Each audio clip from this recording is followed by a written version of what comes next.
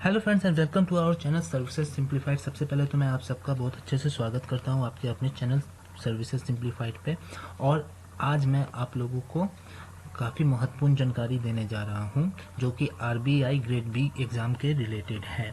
तो फ्रेंड्स पहले तो मैं आपको बता दूं कि ये एग्ज़ाम काफ़ी डिफ़िकल्ट होता है और इसके लिए आपको एक प्रॉपर स्ट्रेटेजी, प्रॉपर प्लानिंग लेके चलना पड़ेगा, तभी आप इस एग्ज़ाम को क्वालिफाई कर पाओगे अच्छे से। तो हमें सबसे पहले ये जानना होगा कि इस एग्ज़ाम में क्या चीज़ सबसे ज़्यादा रिक्वायरमेंट मांगी जाती है। तो उन सब चीज़ों को हम वन बाय वन अच्छे से इस वीडियो के माध्यम से जानेंगे, समझेंगे। तो आप इस वीडियो को पूरा अच्छे से देखना, समझना शुरू से अंत तक। मैं वन बाय वन जो भी इसका एग्ज़ाम पैटर्न होता है, सिलेबस होता है और हम किस तरीके से पढ़ें कि इन चीज़ों को अच्छे से समझ सकें, हमारा कॉन्सेप्ट क्लियर हो सके और साथ ही साथ हम इस एग्ज़ाम में अच्छे स्कोर कर सके और हमारा सिलेक्शन हो सके। तो मैं पहले आगे बढ़ने से पहले आपको बता दूं ये जो एग्ज़ाम होता है ये 3 फेज में होता है, फेज 1, फेज 2, फेज 3। ठीक है, तो हम उसी पे अभी चर्चा करने जा रहे हैं एग्ज़ाम के पैटर्न को। फिर मैं सिलेबस के बारे में भी बताऊंगा कैसे कैसे सिलेबस हैं और उसको एकदम विस्तार रूप से आपको सारी चीज़ों को बताने जा रहा हूँ। तो आगे बढ़ते हैं और पहला हम जान लें इसका जो प्रीलिम का जो सिलेबस होता है, जो क्वेश्चंस आते हैं वो किस पैटर्न पे रहते हैं, कैसे रहते हैं। तो यहाँ पे आप देखेंगे फ्रेंड्स, जो आरबीआई ग्रेड बी के प्रीलिम्स एग्जाम पैटर्न होते हैं वो आपको यहाँ पे सेक्शन बाय सेक्शन बटे हुए हैं। ठीक है, तो अगर जनरल अवेयरनेस के सेक्शन को मैं देखूँ तो इसमें आपको टोटल 80 क्वेश्चंस आते हैं और 80 क्वेश्चंस आपके मैक्सिमम मार्क्स जो होते हैं उसके 80 मार्क्स होते हैं। टोटल आपको टाइम ड्यूरेशन मिलेगा 25 मिनट्स इस सेक्शन को पूरा करने में। फिर उसके बाद आपका क्वांटिटेटिव एप्टीट्यूड्स का होता है, तो क्वांटिटेटिव एप्टीट्यूड्स में आपको 30 क्वेश्चंस आते हैं 30 मार्क्स के और 25 मिनट्स यहाँ पे भी आपको मिलता है। सेक्शन बाय सेक्शन यहाँ पे अलग अलग ड्यूरेशन है आपका उसे सॉल्व करने के लिए। अब उसके बाद अगर हम इंग्लिश लैंग्वेज की बात करें तो इंग्लिश लैंग्वेज में आपको 30 क्वेश्चन 30 मार्क्स 25 मिनट्स यहाँ पे भी अलॉट है। रीजनिंग की बात करें तो रीजनिंग में आपका सेक्शन जो है वहाँ पे आपको 60 क्वेश्चंस होंगे 60 नंबर्स के और 45 मिनट्स मिलेंगे। अगर हम इन सब सेक्शंस को अगर ऐड कर दें तो टोटल आपका 200 क्वेश्चंस हो जाएंगे, टोटल नंबर 200 और टाइम ड्यूरेशन जो होगा आपका 120 मिनट्स मिलेंगे आपको। ये जो मैंने आपको बताया एग्जाम पैटर्न वो था आपका प्रीलिम्स का। तो प्रीलिम्स में अगर यहाँ तक आपको क्लियर हो गया होगा, अब हम आगे बढ़ते हैं और मेंस के बारे में भी जान लेते हैं। मेंस एग्जाम का क्या पैटर्न होना चाहिए इस एग्जाम के रिगार्डिंग। तो अब देखो यहाँ पे मेंस का जो है वो प्रीलिम से थोड़ा हटके है। यहाँ पे आपका जो पेपर 1 का एग्ज़ाम है वो पेपर 1 का जो सिलेबस है वो आपका इकोनॉमिक्स एंड सोशल इशू, मैं इसको अच्छे से फुल डिस्क्राइब भी करूँगा आगे वाले स्लाइड में। तो आप पहले इससे समझ लो, उसके बाद फिर हम आगे चलेंगे तो उसके बारे में बताएंगे कि आपको इसमें क्या क्या पॉइंट को पढ़ना है, अच्छे से समझना है। तो देखो पेपर 1 जो है आपका वो इकोनॉमिक एंड सोशल इश्यूज पे है। तो ये आपका जो पेपर टाइप है वो 50% ऑब्जेक्टिव टेस्ट होगा, 50% डिस्क्रिप्टिव होगा। मतलब 50% जो क्वेश्चन होंगे वो आपको मल्टीपल चॉइस बेसिस पे होंगे और 50% डिस्क्रिप्टिव मतलब रिटन फॉर्मेट में होंगे, आपको लिखना होगा। टोटल वही मार्क्स का भी वहीं पे है 50%, मतलब 50 नंबर आपका ऑब्जेक्टिव का, 50 नंबर आपका डिस्क्रिप्टिव में मिलेगा। जो टाइम होगा 30 मिनट्स आपको ऑब्जेक्टिव के लिए मिलेंगे और 90 मिनट्स आपको डिस्क्रिप्टिव टेस्ट के लिए मिलेंगे। तो ये आपका पेपर 1 का था। अब अगर पेपर 2 के बारे में हम डिस्कशन कर ले तो यह आपका है इंग्लिश राइटिंग स्किल, मतलब आपकी राइटिंग स्किल क्या है लिखने की, उसे टेस्ट किया जाएगा इस एग्जाम में। तो ये पूरा आपका डिस्क्रिप्टिव पैटर्न पे, यहाँ पे ऑब्जेक्टिव नहीं है। ठीक है, और इसमें आपको टोटल जो नंबर मिलने वाले हैं वो हैं आपको 100 नंबर। ठीक है, आपको 100 मार्क्स यहाँ पे स्कोर मतलब फुल नंबर आपका 100 है, इसमें आपका जितना अच्छा स्कोर हो सके वो। इसके लिए आपको जो टाइम अलॉट किया गया है टोटल है आपका 90 मिनट्स। पेपर 3 की बात करें तो ये फाइनेंस एंड मैनेजमेंट सबसे इम्पॉर्टेंट है, इसके बारे में आपको अच्छे से पढ़ना होगा और सारी जानकारी आपको रखनी होगी क्योंकि यहाँ पे आपको क्वेश्चंस बहुत ही डीप लेवल के पूछे जाते हैं। तो जो आपका 50% जो यहाँ पे क्वेश्चन होगा वो देखा जा रहा है ऑब्जेक्टिव होना चाहिए, ऑब्जेक्टिव पैटर्न पे रहेगा और 50% आपका डिस्क्रिप्टिव टेस्ट होगा। टोटल इसके जो नंबर होंगे वो 100 रहेंगे। यहाँ पर भी वही 50-50 वाला रेशियो है। 50% 50 नंबर आपको ऑब्जेक्टिव टेस्ट के लिए है, 50 नंबर आपको डिस्क्रिप्टिव टेस्ट के लिए है। टाइम ड्यूरेशन भी मैं आपको बता दूं तो टाइम आपका 30 मिनट्स आपको ऑब्जेक्टिव के लिए मिलेगा और 90 मिनट्स आपको डिस्क्रिप्टिव टेस्ट के लिए मिलेगा। तो इसके आगे अब हम देखेंगे, ये तो एग्जाम पैटर्न के बारे में मैं बता रहा था, प्री और मेंस का, ठीक है। थर्ड फेज इसका इंटरव्यू का होता है, उसके बारे में भी मैं आपको बताऊंगा।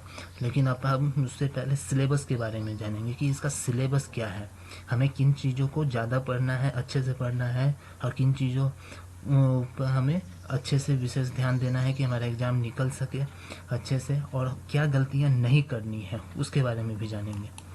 तो अब देखो, ये जो इसका सिलेबस है फेज 1 एग्ज़ाम का, जिसको हम प्रीलिम्स का भी एग्ज़ाम कह सकते हैं, तो टॉपिक्स बाय टॉपिक्स यहाँ पे मैंने आपको बताया है। सब्जेक्ट में इंग्लिश में आपको क्या पढ़ना है, तो इंग्लिश में आपको grammar, vocabulary, error, sorting, comprehension, passage making, jumble words, fill in the blanks, sentence framing, ये सारी चीज़ें आपको इंग्लिश सेक्शन में आपको अच्छे से पढ़ के जानी है। ये प्रीलिम्स का मैं बता रहा हूँ, ध्यान रखना। ये जो सिलेबस मैं अभी आपसे डिस्कस कर रहा हूँ वो प्रीलिम्स के लिए है, आपका फेज 1 का एग्ज़ाम जो है। अब इसके बाद अगर हम क्वांटिटेटिव एप्टीट्यूड की बात करें तो क्वांटिटेटिव एप्टीट्यूड में आपका जो है वो है मेंसुरेशन, फिर time and work, average, ratio, percentage, speed, distance and time, mixtures and alligations, permutations and combinations, data interpretation, probability, ये सारे आपको जो आएंगे क्वेश्चंस आपके क्वांटिटेटिव एप्टीट्यूड्स में, ये सारे टॉपिक्स आपको अच्छे से पढ़ लेने हैं। फिर आपका रीजनिंग की बात करें तो रीजनिंग में आपको जो मेन चीज़ों पे ध्यान देना है वो आपको पजल सेटिंग में देख लेना है, फिर arrangements, directions and distance, data sufficiency के क्वेश्चंस यहाँ पे रहेंगे अच्छे खासे, ब्लड रिलेशंस के क्वेश्चन होंगे, फिर सिलोजियम्स होंगे, कोडिंग, डिकोडिंग के क्वेश्चंस रहेंगे, इनइक्वलिटीज टाइप के। तो ये सारी चीज़ों को आपको पढ़ना है अच्छे से समझ कर, और अपना कॉन्सेप्ट चीज़ों को, मतलब कॉन्सेप्ट वाइज चीज़ों को अच्छे से क्लियर रखना है। फिर हम जीए का बात करें, जनरल अवेयरनेस का, तो जनरल अवेयरनेस में जो क्वेश्चंस होंगे वो उसके बारे में डिस्कस कर लेते हैं। तो बैंकिंग एंड फाइनेंशियल अवेयरनेस से रहेंगे, फिर मॉनेटरी पॉलिसी बहुत इंपॉर्टेंट है, इसे अच्छे से पढ़ना, इकोनॉमिक टर्म्स, करेंट अफेयर्स से आपको अप टू डेट रहना है, financial and economic news, static GK, government schemes को तो अच्छे से देख लेना, फ्यूचर में भी जो आने वाले हैं, करेंट में भी जो चल रहे हैं, उन सब चीज़ों का आपको नॉलेज अच्छा होना चाहिए, क्योंकि इस एग्ज़ाम में इन सब चीज़ों की रिक्वायरमेंट होती है। फिर आपका agreement and deal, banking terms, rate, processes, तो ये सब चीज़ों को आपको पढ़ना है, ठीक है। अब अगर इसके बाद अगर हम आगे बढ़ें और देखें जो फेज 2 का एग्ज़ाम होगा उसमें हमें क्या पढ़ना होगा, तो देखो फेज 2 का जो मैंने आपको बताया, यहाँ पे मैंने सेक्शंस को अलग अलग में डिवाइड कर दिया है। तो फेज 2 का जो आपका एग्ज़ाम है उसका सिलेबस में आपको पेपर 1 में अगर बात करें तो इकोनॉमिक एंड सोशल इशू, ठीक है। तो इकोनॉमिक एंड सोशल इशू जो होगा इसको हम ESI भी कहते हैं शॉर्ट में। अब इसमें हमें क्या क्या पढ़ना होगा तो मैं ये बता देता हूँ। इसमें आपको growth and development, measurement growth के बारे में अच्छे से पढ़ना होगा, फिर प्लानिंग, ग्लोबलाइजेशन, प्लानिंग मैनेजमेंट को कैसे अच्छे से पढ़ना होगा। अगर पेपर 2 में देखें तो पेपर 2 में आपको इंग्लिश डिस्क्रिप्टिव, यहाँ पे आपकी राइटिंग स्किल्स को अच्छे से देखना है, प्रैक्टिस करते रहिए, इस चीज़ों को अच्छे से समझिए। फिर अगर आपका थर्ड पेपर है तो वह है फाइनेंस सिलेबस का। फाइनेंस सिलेबस में आपको किन किन चीज़ों पर ध्यान देना है तो मैंने देखिए यहाँ पे आपको बता रहा हूँ। फाइनेंशियल सिस्टम को पढ़ लेना बहुत इंपॉर्टेंट है, फाइनेंशियल मार्केटिंग को भी अच्छे से समझ लेना कि फाइनेंशियल मार्केटिंग में किन किन चीज़ों पे हमें ध्यान देना चाहिए, और उससे रिगार्डिंग जो जनरल टॉपिक्स होंगी उसे भी अच्छे से पढ़ना, ठीक है। पेपर 4 जो मैनेजमेंट का है उसमें हमें किन किन चीज़ों को अच्छे से समझना है, पढ़ना है। Fundamentals of management and organisational behaviour को समझना है अच्छे से। इंट्रोडक्शन टू मैनेजमेंट को देखना है। Meaning and concept of organisational behaviour. उसके बाद हमारा आ रहा है लीडरशिप, ठीक है। तो ये हमारे पेपर 4 का जो है ये 4 जो सिलेबस है इसे अच्छे से हमें देख लेना है। अब इसके आगे हम बढ़ते हैं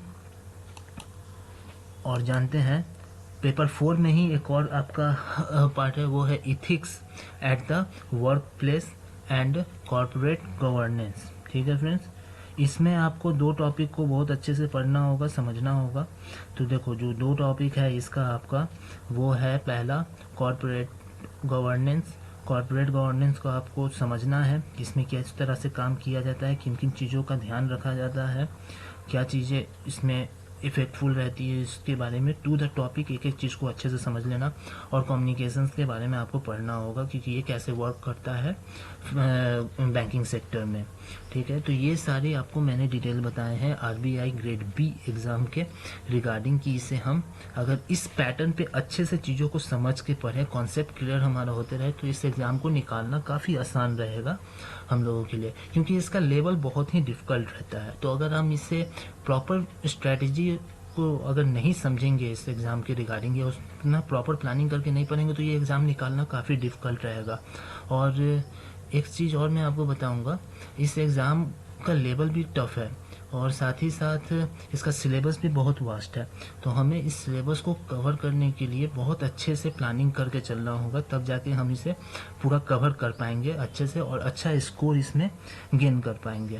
तो मैंने इस वीडियो में आपको ओवरऑल जो इसका एग्ज़ाम पैटर्न होगा वो किस तरह से होगा, कितने क्वेश्चंस पूछे जाएंगे, कितने नंबर्स होंगे, क्या टाइम ड्यूरेशन रहेगा, साथ ही साथ सिलेबस पे मैंने आपको चर्चा की कि क्या क्या टॉपिक आपको पढ़ने हैं, किस सेक्शन में कितना पढ़ना है, क्या पढ़ना है, किस तरह से पढ़ना है। तो ये सारी चीज़ें मैंने बताई। और आपका जो भी आप पढ़ो, कुछ भी कोई भी टॉपिक, कॉन्सेप्ट आपका हर एक चीज़ का क्लियर होना चाहिए, क्योंकि इस एग्ज़ाम में आपका कॉन्सेप्ट क्लियरेंस बहुत ही ज़रूरी है, तब आप इस एग्ज़ाम को क्वालिफाई कर पाओगे। तो फ्रेंड्स, इस वीडियो में जो जो मैंने चर्चा की उस पर आप थोड़ा सा अच्छे से ध्यान देना, और भी मैं इसके रिगार्डिंग अच्छे टिप्स वाली और जो न्यू अपडेट्स मेरे पास आएंगी वो मैं आप तक लेके आऊँगा। तो तब तक के लिए मैं आप सबसे इतना ही कहूँगा इस वीडियो में, और आगे की जो न्यू अपडेट्स होगी वो मैं आप लोगों को नेक्स्ट वीडियो में दूंगा। तब तक के लिए आप सभी चैनल पे बने रहो, चैनल को सब्सक्राइब कर लो और वीडियो को जितना हो सके लाइक करना, शेयर करना। Okay friends, thank you.